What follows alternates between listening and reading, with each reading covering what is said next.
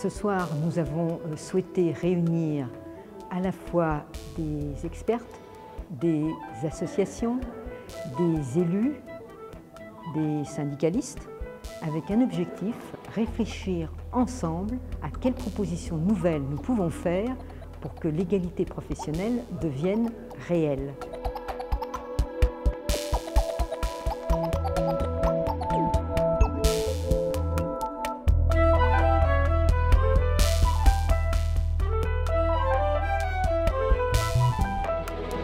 Rechercher l'égalité, c'est se poser immédiatement la question de la transformation de la société pour que l'égalité soit possible.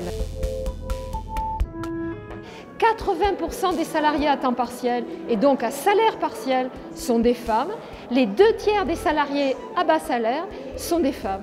Si on veut résoudre cette situation, il faut jouer de tous les leviers, c'est-à-dire à la fois obtenir la condamnation des écarts salariaux dans les entreprises, mais aussi plus globalement, obtenir que les emplois et les professions où les femmes sont majoritaires connaissent une revalorisation des salaires, une revalorisation des carrières, et obtenir qu'on parvienne à ce que les emplois soient de plus en plus mixtes, parce que l'une des sources importantes de l'inégalité est le fait qu'il y ait une ségrégation professionnelle dans les emplois, c'est-à-dire il y a des emplois à majorité masculine et des emplois à majorité féminine, et il y a là une des principales sources d'inégalité.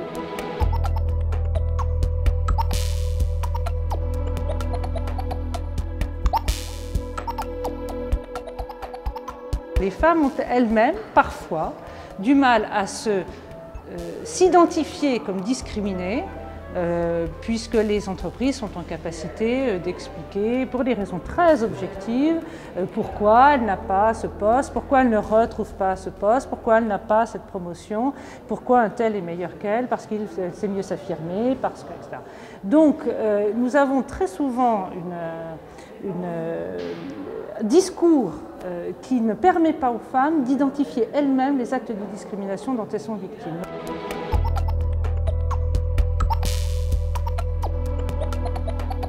À travers le fait de libérer sa parole et de prendre connaissance de ses droits, bien, on se sent plus forte et on retrouve confiance en soi et la dignité aussi, et donc de pouvoir aller jusqu'en justice lorsque c'est nécessaire de le faire.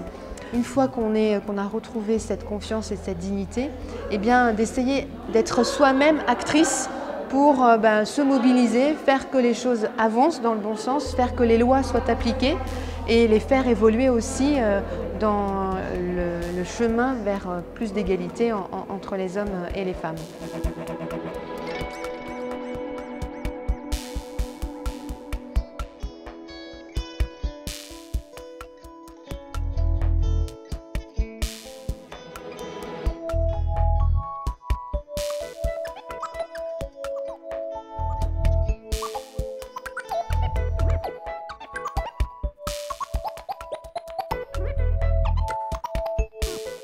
J'ai témoigné suite à l'agression dont j'ai été victime par mon employeur, qui se trouve être un élu, sénateur maire. La procédure a duré 5 ans. Tout élu, tout sénateur maire, il a été condamné, il a été reconnu coupable. Donc toutes les femmes qui subissent la même chose, parce qu'il y en a beaucoup de femmes qui sont comme moi toutes seules avec des enfants. C'est beaucoup sur le lieu de travail, que ce soit des élus ou pas. Il y a beaucoup de femmes qui subissent ce genre de choses. Donc j'espère qu'elles pourront parler, parce qu'il n'y a que comme ça. On a peur, c'est sûr, on a peur, mais voilà, la peur, ça évite pas le danger, comme on dit, et il faut dénoncer ça. Faut pouvoir parler. C'est dur, mais il faut pouvoir parler.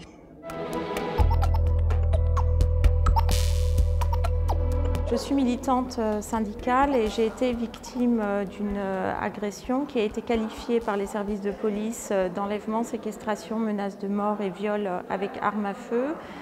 Et je retire de mon expérience que le fait d'avoir été agressée par quelqu'un de mon organisation a généré des réflexes claniques.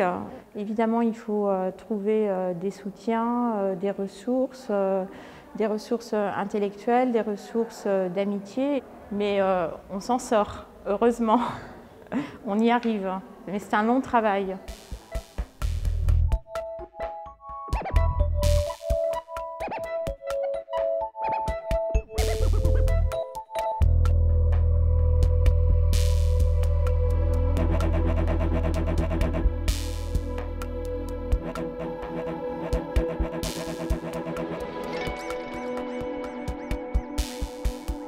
pour moi, en tant qu'écrivaine, la littérature n'a pas de sexe. Mais tout à fait au contraire. Quand nous écrivons des personnages, quand nous créons un univers littéraire, nous nous libérons, nous nous émancipons de l'identité sexuelle à laquelle nous sommes assignés dès la naissance.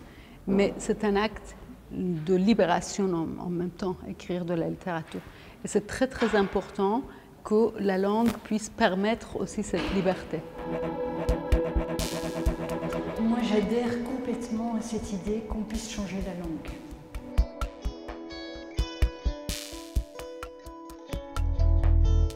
Cette idée que la langue est là, mobile, et qu'elle meut, pour moi, c'est l'avancée d'une époque. C'est une époque qui se pense comme quelque chose, le changement est possible.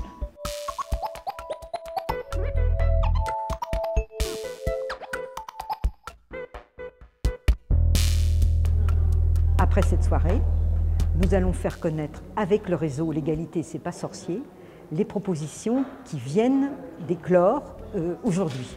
L'idée, c'est que tout ça circule et là, chacun, chacune peut être le vecteur qui permet que ces propositions se développent et demain prennent pied dans la réalité.